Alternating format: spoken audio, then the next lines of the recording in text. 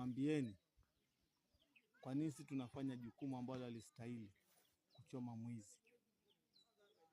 Kwa nini sisi tunaona mtoto wa Kiislamu anabeba tairi, anabeba petro, anaenda anachoma, wakati anajua wazi kwamba ni maadili, sio maadili ya Kiislamu. Na yule ambaye ameibiwa, vitu vingapi vimepotea? Ama maji yale maji ya mafuriko imebeba vitu vingapi vyenye thamani?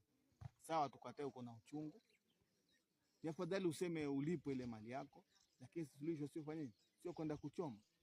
Unapoenda kuchoma mtu yote ambaye anahusika kwa kuchoma mwizi, iko na adhabu yake.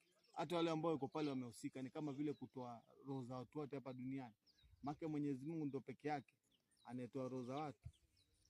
Kwa hivyo kitu ninachowaambia Afrika, hiyo mambo tuacheni. Mbona wazungu wanaposhika mwizi utasikia eti amechoma?